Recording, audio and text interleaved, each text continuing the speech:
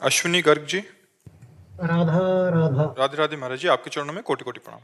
महाराज जी, चिंतन में काम, क्रोध, लोभ, मोह, भय, अहंकार आदि सब छठ विकार हैं।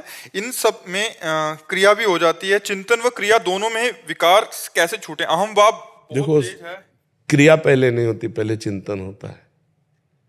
जो चिंतन में हमें सुख देता है, काम या जो भी भोग, वो क्रिया में नहीं होता। आप देख लो, अगर क्रिया में होता तो क्रिया के बाद तृप्ति हो जानी चाहिए ना, फिर चिंतन होता है, फिर लगता है इस तरह से इसको ऐसे इस पदार्थ को भोगा जाए तो सुख मिलेगा।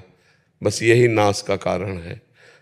ध्यायतो विषयान पुंसान संगास्तेषु उपजायते, संगात संजायते कामः, कामात् क्रोधो विजायते, क्रोधात् भवति सम्मोहा, सम्मोहा स्मृति विभ्रमा, स्मृति भ्रंशात् बुद्धिनाशो, बुद्धिनाशात् प्रणश्यति। जब हम विषयों का ध्यान करते हैं, चिंतन करते हैं, वो खाली समय हमने क्यों दिया? उस समय में नाम चिंतन करना चाहिए, भगवान का चिंतन करना चाहिए। तो जब भगवान के चिंतन के साथ गलत चिंतन चलता है तो गलत चिंतन नष्ट हो जाता है और भगवान का चिंतन विजयी होता है। और जब खाली बैठे हो तो विषय चिंतन होगा, विषय क्रिया होगी और वो दुर्गति प्रदान करेगी। त्रिविधम नरकस्येदम द्वारम नाशन मात्मनः, कामः क्रोधा तथा लोभा तस्मात् दैत्यम त्यजेत्। ये तीन आत्मा का नाश करने वाले हैं, काम, क्रोध, लोभ। काम इनमें मुखिया है। काम की अपूर्ति में क्रोध होता है और काम की पूर्ति में लोभ होता है, और तीनों नरक पहुंचाने वाले हैं। इसलिए हमें निरंतरता बनानी है नाम जप की, कि हमारा मन खाली ही ना रहे। विषयों का चिंतन करने वाला मन बंधन का कारण है और भगवत चिंतन करने वाला मन मोक्ष का कारण है।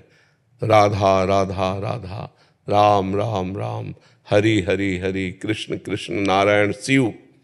जो नाम प्रिय हो आपको वो नाम निरंतर चलाओ। देखो अभी सब ठीक हो जाएगा। संसार के अंदर अपने आप आ जाता है।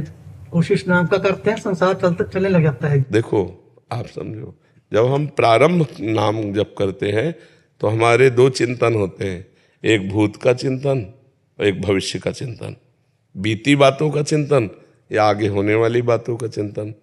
साथ में नाम जप कर रहा है, नाम जप उसको डिलीट करता जा रहा है अनजाने में। जैसे सीसी कैमरा सब कुछ कवर करता है, ऐसे ही हमारा मन पूरे भूत भविष्य की बातों को कवर करता रहता है। और जब हम नाम जप करते हैं तब वही सब बाहर निकलती हैं। तो हमें समझना चाहिए कि नाम जप को हम और बढ़ावें, जिससे हमारा मन खाली हो जाए।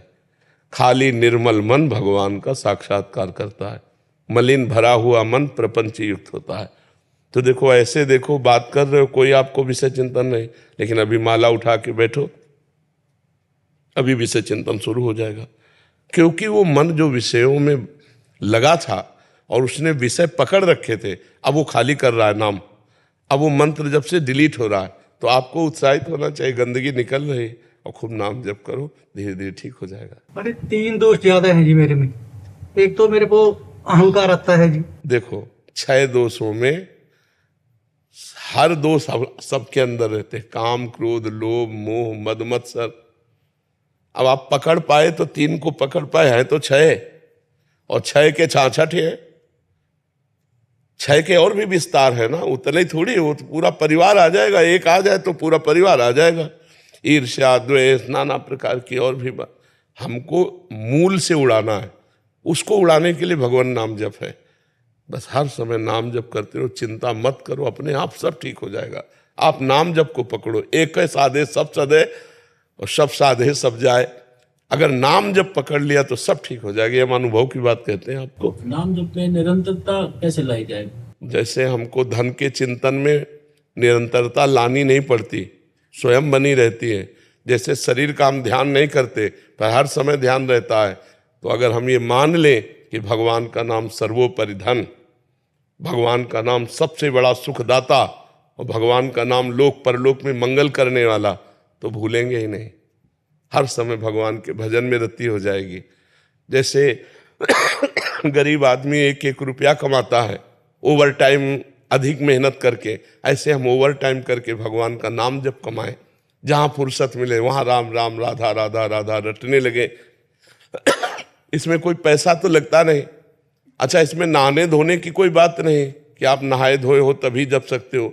नाम तो जैसी भी परिस्थिति हो, जैसे भी हो, आप उसमें नाम जप किया जा सकता है।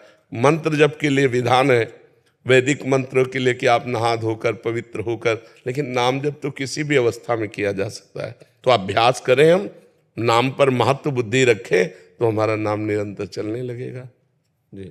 मोहित चावला जी लंदन से। राधा वल्लभ श्री महाराज जी आपके चरणों में कोटि कोटि प्रणाम।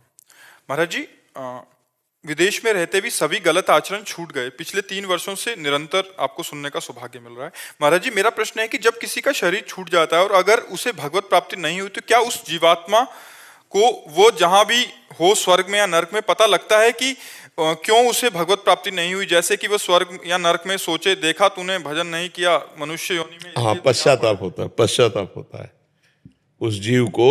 जैसे आप स्वर्ग में हैं तो आपको पता चलेगा ये पुण्य का फल हमको, ये स्वर्ग का सुख मिल रहा है, इस पुण्य का फल मिल रहा है। जिस समय आप भोगेंगे, जैसे आप 5 स्टार होटल में, आपको पता है ना इतनी पेमेंट दी है तब 5 स्टार होटल में हमको, तो आपको पता है उस समय होता रहेगा कि इस पुण्य के बल से ये महल सुख मिला, इस पुण्य के बल से ये मिला। ऐसे नरक में पता चलेगा इस पाप का फल ये मिला, इस पाप का। अब वहाँ भगवान की स्मृति नहीं आती, नरक स्वर्ग में भगवान की याद नहीं आती। ये नहीं आता कि मैंने भजन क्यों नहीं किया या भजन करना चाहिए था। वहाँ ये याद आता है कि ये पाप किया तो ये दंड मिल रहा है, ये पुण्य किया तो ये सुख मिल रहा है।